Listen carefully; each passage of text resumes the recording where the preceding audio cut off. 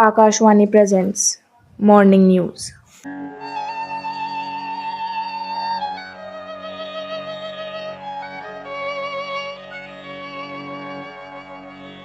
Good morning, this is Akashwani. I am Ritu Shaw with the headlines.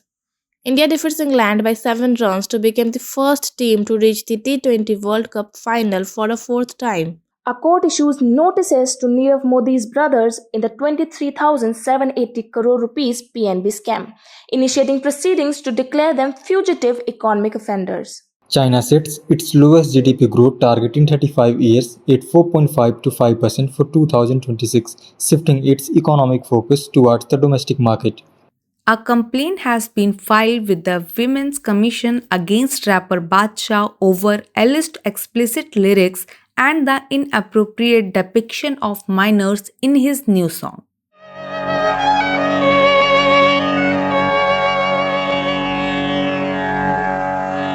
Now the news in detail. In the T20s World Cup, India has secured a thrilling victory over England by 7 runs in the semi-final match. With this historic win, India has become the first team in the history of the tournament to reach the finals for a fourth time. A big update in the massive 23,780 crore rupee PNB fraud case. A special court has sent official notices to Nirav Modi's brothers, Nihal and Nishal Modi. The court has started the legal processes to officially declare both of them as runaway criminals. The judges have ordered the brothers to send their replies to these notices by the 7th of May. China has announced its lowest gross domestic product growth target in 35 years. For year 2026, Chinese government has set a modest growth target ranging between 4.5 to 5%. A formal complaint has been lodged with the Women's Commission against popular Indian rapper Badshah regarding his newly released song Tatri. The controversy stems from allegations of using explicit and derogatory language in the rap verses. We will be back with the rest of the news, but first, a message of public interest. ए मुन्ना, हाँ पापा। कोई अच्छा TV बता। क्यों? लेना है, बता ना। पापा अब तो कोई सा भी ले लो, देखना आपने है नहीं। क्यों नहीं देखूंगा? रहने दो। कमाल कर रहा है। टीवी खरीदूंगा तो देखूंगा नहीं, हैं?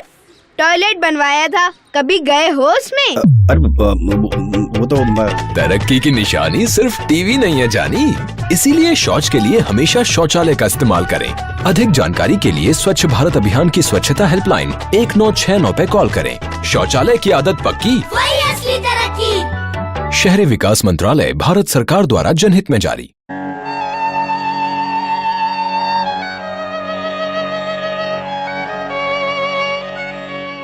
नमस्कार, आपका फिर से स्वागत है आकाशवाणी के प्रभात खबर के साथ। मैं विवेक प्रकाश कृष्णा।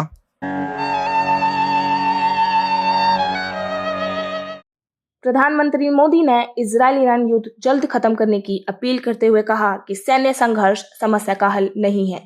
इस जंग में ईरान में 1000 से ज्यादा मौतें हुई हैं। भारत से लौट रहे ईरानी युद्धपूत पर अमेरिका का हमला। श्रीलंका के पास डूबा 87 सैनिकों की मौत, 32 को रेस्क्यू किया गया।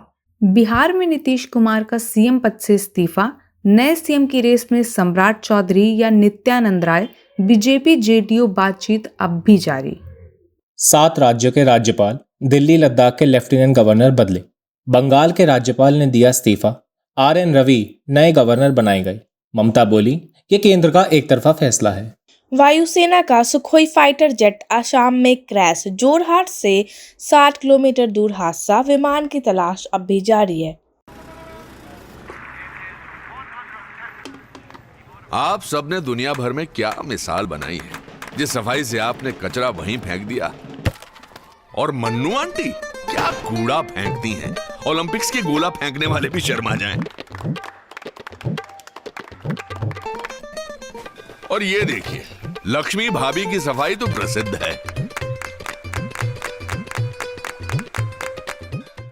हमारे सुखिया भैया मन की करते, जहां सोचा वहीं शौच कर दिया।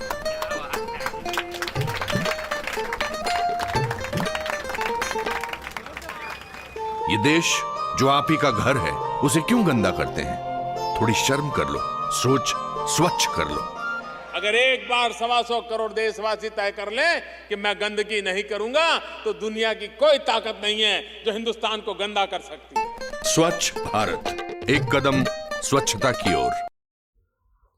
भारत से लौट रहे ईरानी युद्धपोत पर अमेरिका ने हमला किया।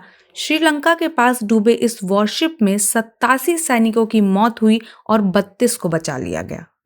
बिहार में नीतीश कुमार ने सीएम पद से दिया इस्तीफा। नए सीएम के लिए बीजेपी जेडीयू में अभी बातचीत जारी। रेशमी सम्राट चौधरी और नित्यानंद राय सबसे आगे। केंद्र ने 7 राज्यों के गवर्नर्स और दिल्ली लद्दाख के एलजी बदले। बंगाल में आरएन रवि नए गवर्नर बने। सीएम ममता बनर्जी ने इसे केंद्र सरकार का एक तरफा फैसला बताया है। भारतीय वायुसेना का सुखोई फाइटर जेट असम में हुआ क्रैश। ये हादसा जोरहाट एयरबेस से 60 किलोमीटर दूर हुआ। विमान और उसमें मौजूद पायलट्स की तलाश अभी जारी है। इसी के साथ आज का कार्यक्रम यही समाप्त होता है। हमें अनुमति दीजिए। नमस्कार।